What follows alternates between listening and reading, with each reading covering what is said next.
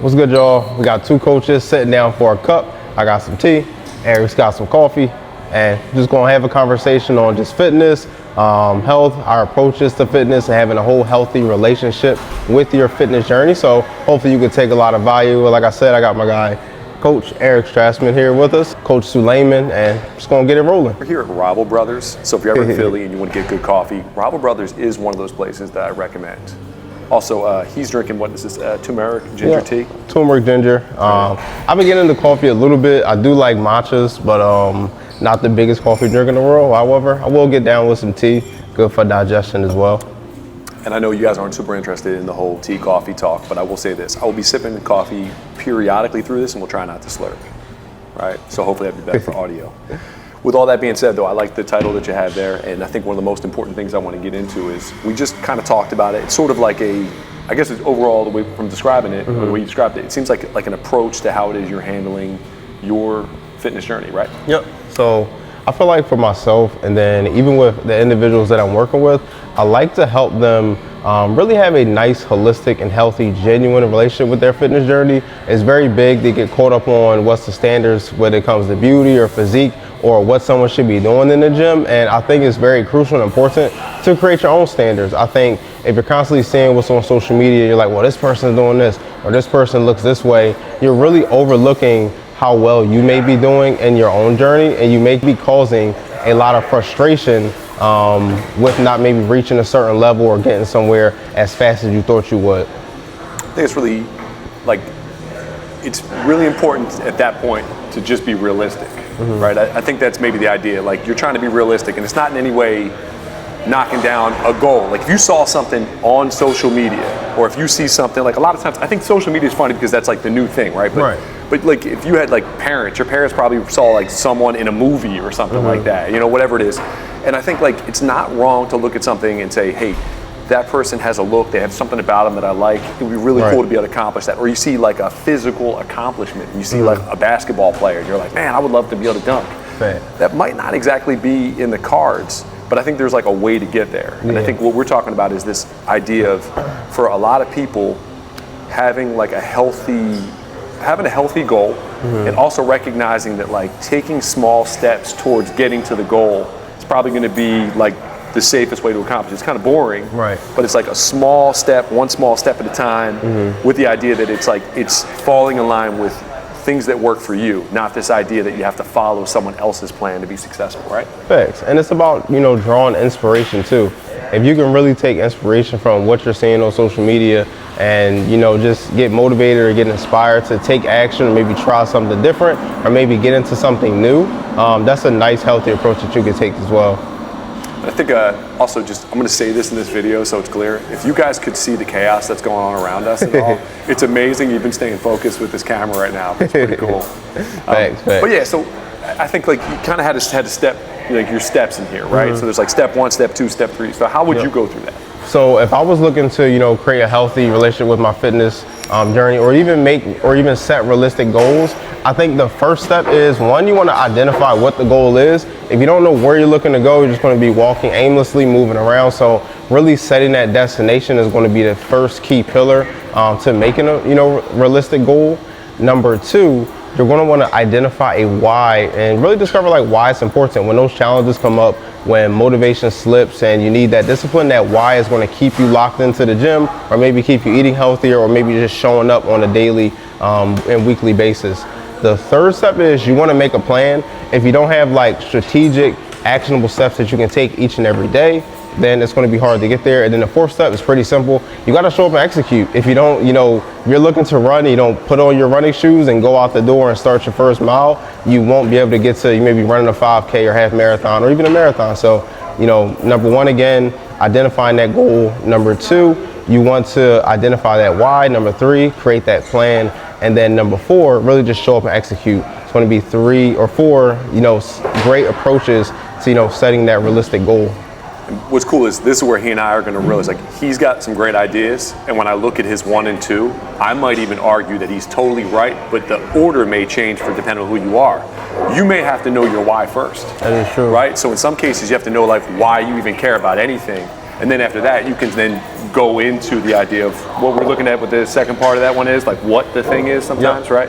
So I think that's a big part of it. If you have an understanding of like why you want to do something, right? Like why am I like intrigued to something? Why does this drive me? A lot of times it's easier to then build from there, right? And I've often thought about that and all, like what drives me? Is why do I care so much about athletics? And a lot of times part of it is this idea of like, I just grew up doing it all the time. It's something I felt very comfortable with. It's also, there's something about like the team aspect, because a lot of the sports I play are generally more team driven. So there's something about being able to accomplish a task with other people, like being able to help other people be successful. That's really fun about team sports to me. So that's one of those things, like identifying like, man, I have more fun when I win with others than just myself. I like so that can sometimes be a helpful activity or a helpful part of that too, is just identifying that first part and then after that sort of working through. And then sometimes I've also looked at this idea of like, for some of us, it's this idea of like in general, you have this goal in mind of like where you want to be. And if you really can understand why this thing that you say you want, like I want to be, in this case, I want to run a marathon. You sometimes have to do the steps and say, okay, what would that take to be able to do those things? And then even with that same thing, it's like you kind of work your way back and go, in order to do these things, to put the shoes on, I've now got to get this mindset that not only is this goal accomplishable, but I have to know the reason why I want to accomplish is because in gym class, I never felt like I was one of those people that could run. And then all of a sudden, now I've had a little bit of success with it, I believe I can accomplish that thing. So it's just kind of cool where there's like a psychological aspect that goes into almost anything that we do. It's like creating a belief. 100%. And yeah, that's it. I think like when you start to understand about like what wires you, what makes you excited, then sometimes it's easier to be able to direct some kind of training program around the psychological things that drive you and what it's going to take to get you fired up. Right. Also, I always talk about this time of training, like time of day, and I don't want to go too far off of what you were doing, but that's another factor too. Sometimes you lose the goal, like you lose the ability to accomplish the goal because the training time frame is unrealistic because it won't be motivating to you. And that's where you have to look at that other part of like, how can I make it more exciting to myself or something of that nature, based off of making the training as fun as possible. That kind and that's where like a lot of times with, you know, like you're saying, being social and having that team effort, whether it's, if we're looking at running, like having run clubs, or maybe just certain, maybe you meet up with a company or a store. I know like Philly Runner, they do a lot of run clubs and they have some group runs, and that will also keep you motivated. And also what you were saying, like a thought came to my mind was like, well, when you see your plan, you see your training, you're going through the psychological component of that of that goal, you can really start to assess like, all right, am I willing to put in all this work? And if so, fantastic. If not, then you can adjust your plan, maybe go at it about a different route, or maybe even lean on some support to help hold you accountable. So a lot can, be taken or grown through that, that simple process of assessing where you are. Yeah, great points there. And again, you don't want to beat it to death. When you're picking a goal, it's got to be something that actually drives you, right? And also figure out if it's short-term, long-term. I think sometimes I like a bunch of short-term goals. It's kind of cool. If you have something kind of simple, maybe it's a lifting kind of thing. Hey man, I always wanted to lift this much weight, and you look at it and you go, hey, that's like you lifting 25 more pounds. Cool. That might be what you're doing for the next 2 months. And they give you motivation. Well, there you go. You say you get more motivation off it, especially when you accomplish some of the little smaller goals. It's almost like it's easier to build. Hey, I accomplished that. Okay, it's kind of like reading a book. Might be hard to read a book, but you read a 150-page book or something like that, and all of a sudden you get it. Now it might be easier to read 200, 300, whatever have you. And I even do that talking about reading. Like sometimes for me, like reading a whole long book can be a little bit intimidating. So what I'll do is just try to like maybe just get to the next like subject line or the next chapter, and that helps me eventually get through the full book, as opposed to like, oh, I got maybe a 500 page book and I got to get through this whole thing. But I just try to, just read it, get through it, take what I can at the times that I'm reading, and just accomplish it. So you can take your goals that same way as Erik's saying. Last one. Do you have a process, like do you have a specific process that helps somebody like really identify what they want? Like is there a way that you've been able to like understand like there's an idea of like hey, this sounds cool, but like what is your process of understanding like what somebody really truly wants? Gotcha. I would say really just sitting down and having a conversation with them and trying to just meet them where they are. I think, you could just have a conversation, understand their why, understand what they're looking to accomplish, and then really get to know them as a person. Maybe, you know, go into their upbringing, maybe their past, you know, relationship with fitness and like where they started from, where they are now, where they're looking to go. I think just by understanding them helps you create that process to where maybe if they're looking to, you know, gain more strength in the gym, all right, maybe we go into what ways are they looking to gain more strength? Why are they looking to gain that? Why are they looking to gain that strength? Maybe they have kids and they want to be able to hold their kids and their back doesn't hurt. So just kind of go through those things with them, and, you know, just from that level of understanding, and then we can, you know, go into making a more strategic approach to helping them get there. That answers your question? Yeah, I mean, I think, again, and I just try to bring it out there because there might be someone who's listening and that's the first thing they go like, well, I'm interested in this, but is it a goal? Yeah. Right? Like, what might be the difference between something that you're interested in and then really like hammering out, is it a goal? I think maybe the first thing I think about it is, how long have you wanted to do this? Right, yeah. Right? And also, does it excite you? Right? And like, realistically, if you were to put a step-by-step process out to accomplish the thing, does like the journey excite you? Gotcha. Right? Can I get my one last point here? I'll say, I've become better at playing football, particularly play the quarterback position, since I started to feel like I was more excited about having the ball in my hand and playing the position than winning the game. I like that. Right? Like, I felt a lot of pressure at the quarterback position because I felt like I wanted to win for everybody. Yeah. And I started to think more and realize my job isn't to win for everybody. Right? This isn't like the NFL. Yeah. We're not getting bonuses off of winning. And I know we want to win. Yeah. But one of the most important things in rec anything is that people get opportunities. So I'm excited to have the ball in my hand because I get an opportunity to give somebody an opportunity. That's what's up. And I look at it and I go, I get excited to get out there and play the position. I get excited for the opportunity every time I have the ball in my hand. If I win, that's awesome. I'm trying to win. Fact. But at the same time, I think at one point I was so worried about winning that like I would score and then they would score. I'd be so worried about going out there to score again that I would forget about the fact that I get to play the game. Yeah, enjoy right? it. That's one of those things. Go back to this. If it's so important to you to tell everybody that I told you that I was going to be able to, I keep saying the marathon, but I was going to run a marathon. I was going to bench 300 pounds. I was going to lose 40 pounds.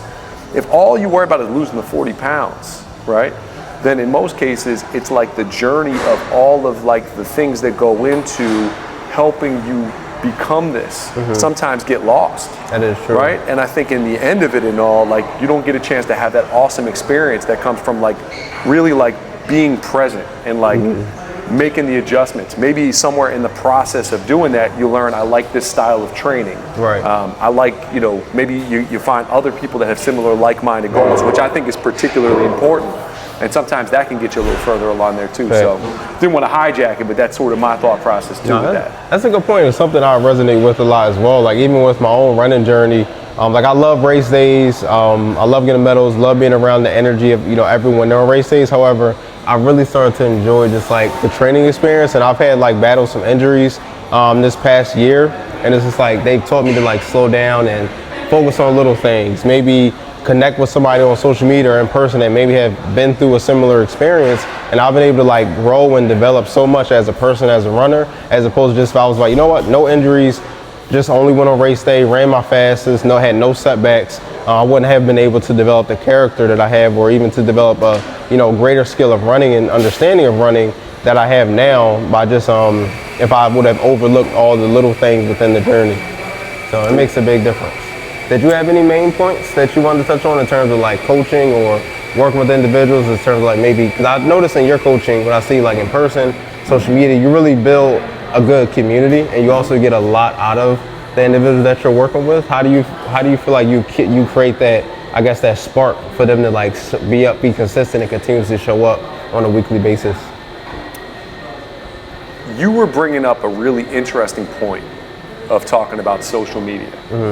And I'll say that I'm not old enough that like I didn't come up with social media, but I might argue that a lot of what we knew about training, like the stuff that was kind of beaten into my generation, right, was like kind of like what probably was more like someone's uncle, someone's sport coach, what Arnold Schwarzenegger might have said, what Flex magazine would have said.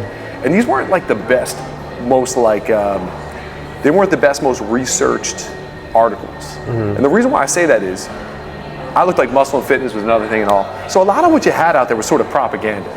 And because of that, I would get stuff that like everybody knows that if you wanna get cut, you gotta do more reps. And if you wanna build bulk, then you do fewer reps and heavier weight. There's zero truth to that. It could accomplish that, but it doesn't. So I think what I was getting into is there were already a lot of standards that I was used to hearing about that were like, everybody knows, and then you start to realize everyone didn't know. Right. So for me, a lot of the most basic things that I would see people come into the gym to tell me, you know, man, I just want to get healthy. I want to get back to where I was. And those are two interesting ones. I want to get healthy. I said, what does that mean? A lot of times they weren't telling me how I wanted my like blood test to be better. They weren't saying, hey, I want my heart to get stronger. I want to see my heart rate variability get better, that kind of thing. So a lot of what I was getting is this idea that like when it would really boil down, getting healthy was like, I want to look better, right? And then maybe I want to move more. And that was always interesting to me because I go, well, that's cool, but like when we dig deeper into these kind of things and all, they would say those things surfacey because that's what bothered them when they looked in the mirror. But then I said, okay, if you accomplished those things but your blood work wasn't good, if you accomplished those things but you weren't able to like play with your kids and you kind of feel the way you feel now, would that be good? And they're like, well, I would like some of the physical aspects too. So then the interesting thing for me was I found a way to be able to say, okay, what if I could try to get some of the physiological changes that make you like yourself in a bathing suit potentially more, which even people who are in shape oftentimes will literally have their body dysmorphia and not love those things. But then go one step further, you'll have an ability to be able to move better and do some of the things that you kind of always wanted to do, but like didn't know that you could do, and we're kind of looking at your adults around you, because go back to my time period, usually a lot of the guys were burned out. So they would talk to me about their heyday and how they were, oh man, you know, back in the day, I used to be able to run like you, and like, this dude's like 31. Like, I don't want to hear back in my day. 31. You were like 22. There were 20 years there was a dude who was 23 that was like talking, oh man, I used to be jacked and used to be able to work out, and we're like, you're 23, man. Like, it's funny you say that because like I had a period during the pandemic where I had picked up a lot of weight, and so like I was like, oh, and I always look back to 2018, 2019, which was probably at the time only like 3 or 4 years ago. I want to get back to where I used to be, and now I'm like, oh, I done surpassed that. Now I'm enjoying where I'm at now. So that's what made me think of that period in my own life. How common that I love can it. be. And what I was going to say is back to where I used to be. Let's go to the other thing that I really wanted to touch on. I love the question you asked me, but I wanted to get into this idea. I would say that there was a period where I felt like I sort of figured out more of like it was sort of like it hurt me a little bit to run for a period, and like I knew that was wrong. So then like I started to adjust, I started to bounce more. So I started to like literally like do things with my tissue to make it more like pliable and bouncy and that type of thing. And like it got to a point where after a while, like I was skipping with my clients frequently because I was just like, hey, this is important. You know, when you learn something, you want to show everybody, right? So I'm doing it with everybody, but I'm skipping like every day. And it gets to a point where I was not like I'm marching, I'm skipping, I'm bounding, right? I'm getting some decent height on these bounds. And then I'm like able to run and do these things. And like, unless I do like a heavy day one day, almost any day I could just essentially pick up and do those things. The reason why I bring it up is I trained that tissue to do those things. And then I started to feel like I could just like sprint like whenever I wanted to. And I like, all of a sudden it like literally at 33 years old, I was the fastest I had ever been, right? Like there was no point in like talk about the heyday, whatever it is. At that point, I knew how to project my body in a certain angle and produce force at a level that I never had. Like I was just more efficient. So I bring that up because then a couple years go by and like I still kind of have it, but then I start going into some other things and I don't have those everyday stresses.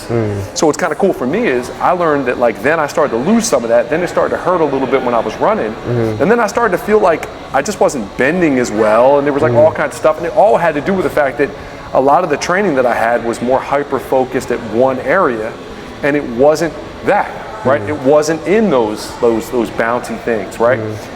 And that's sort of like where I was kind of getting into. It's like, for a lot of us, if you never understood how the body works, then a lot of times there's this expectation that just age kind of defines everything. So, when you're young, you have it, and then when you're old, you're just not the way you used to be. And it's like there's some truth to it. Like, you don't recover quite the same way. But the same way that we've all seen that 80-year-old dude who never looked 80, and he's out there banging push-ups out, right? And like you realize, like, I can go for a run and do those things. Some of it's genetic. Right. Some of it's luck, but a lot of those guys just never stopped. Yeah. And the cool thing is, if you specific adaptations to impose demand, that's sort of like the thing that we live by as trainers, with this idea that your body will adapt to the stresses that you put on it. And I think that that's, to me, like one of the biggest things I always want to bring out there is, for most people listening, if you decide in a smart way to introduce in an activity with enough consistent stress, your body, if it's the right level of stress, will take that in and will actually make adaptations so that you can then continue to do that, and will gradually be able to give you a little bit more. And if you add just a little more dosages of stress, kind of like you being a runner, add a little more mileage to it. Maybe we talked about this idea of adding a little more speed to the mile or whatever you're doing. Your shorter runs a little faster. Your body adapts to it. That's true. And over time, you build that product. So the cool thing is, from doing a lot of this sort of, like, I've been taking the shoes off a lot more and been running and bouncing and jumping and doing all that. I'm getting to a point now where, like, the running without pain thing is, like, it's pretty apparent. And I'm actually feeling like I can plant and bounce, and I'm, well, the oldest I've ever been, So That's it's true. like, it's kind of cool. And that is cool. I know, like, for me too, where it was like I had got really bad plantar fasciitis last year towards the end of 2025, and it was like really killing me. I was telling you about it a lot too. But I think by just like slowing down, working on my feet daily or on a weekly basis, a couple of days out the week, I've been able to get stronger in my feet. And now I'm at a point where it's like, I can just go for a run. I don't feel the achy pain, or I'm not running through pain anymore, and my body recovers faster. But I think just taking that slow, small doses approach really helped me in the long haul, to where it's like, all right, now I can do speed work. I can, do those more intensity sessions where it's like, all right, my body's not killing me the next day, or even that same day, I can like recover better. And, I have basically my body's built up to that resilience, or it's built resilience to manage that stress load, and I feel much better in the long haul. What we've both been using too? Like, I don't want him to hold this back from you guys, But so we've both been using, I bought this little, sort of like this adjustable stand. So you'll see people that'll use, like, it's like basically a riser, right? And you can do the split, you can do the heel elevated squats on them. But you can also stretch the calf out. And what I like is you can adjust the levels. So if you just kind of look at me here, I can basically have my toes up on this kind of angle here as I'm pressing in. And what's cool is get this great stretch, right? So we've both been doing it. It's helped me out with my getting more mobility in my ankles, loosen up. So imagine that, right? So just, I don't know if this means anything to any of you guys, but the idea here is when you're running, you're trying to get that flex in that ankle, right? I always look at the hand, kind of doing the same thing. So by working on the end ranges here and by getting some of that back, it makes it easier then to be able to get this. Right. So I think if you're particularly stiff in this area and you don't do those stretches, then if you can only go here, it's going to be hard to produce the force. Right. But if you can go deeper into it, then it gives you more potential power. Right. And that's sort of where that mobility comes into. If there's greater range of motion, there's more potential power. Right. That's how I would look at it. And I'll say even too, like if someone's not even, maybe you're not a runner, you don't care about running, say you're just walking, maybe you like to go for walks, or maybe you do a job where you're on your feet all day. If you have a lot of stiffness in your ankles and your Achilles and your calves, it's going to trigger down to your heels and lead to that plantar fasciitis, or a lot of foot pain and aches and pains within your joints of pretty much your ankles going down towards the feet. So it even makes a big difference there too. And I've never talked on this one before, but you can also think too, just regular everyday human stuff.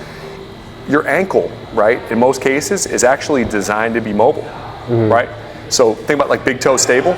So big toe is like your stable joint, ankle's mobile, knee's supposed to be what? Stable. Yeah. So at this point, if you don't have the range of motion here, your body might try to go right here, right? So you might try to go to that knee. That's where you might be running into some issues, right? There might be more pulling. Also, just finding a way to be able to get that tissue to ease a little bit might be less pulling on things like the patella and that kind of thing. So again, it's not in any way shape or form us saying like that's gonna solve things, but it is something for you to consider. Like if you help do have a lot. tight ankles, right? Yep. It might be causing some of the discomfort you might feel just doing regular stuff. Yeah, and even potentially even leading to back pain. A lot of back pain can trigger from something in your feet or your ankles or even the knees. So it's always good to look maybe above that joint or area that's hurting or below it when you're either assessing or if you go get some further assistance from a doctor or physical therapist too. You can always, first initially just check in with yourself, like, all right, is it my lower back, is it my knees, am I tight anywhere? And that can help out over the long haul. I think the last thing I would add to any of this would just be, if I was going to break down your time, say at a gym, or your time at home, or any of those kind of things, one of the things that I feel like when I was younger, I used to pay attention to was this idea that you needed to have really long sessions at the gym. Yeah, that was me too. Yeah, and I would hear like this sort of 2-a-day thing, and the 2-a-days were like, looked really long. I'm now with the mindset that if you could do like 25, 30 minutes of an activity consistently, so if you could do 25 to 30 minutes of an activity 5 days a week, 6 days a week, it's probably better than even a couple of 2-hour workouts. Yeah. And my thought process is you can't be great for a full 2 hours. So then the amount of recovery debt you put yourself in for beating yourself up that much, especially older, but even younger, it makes it harder to make the next day's workout any good. So a lot of what I've found is that doing more pointed work when you come in, cause I hear people, I just don't have time. What do you mean? Yeah, man, like, I might be able to get gym for like a half hour. I mean, that's not gonna do nothing.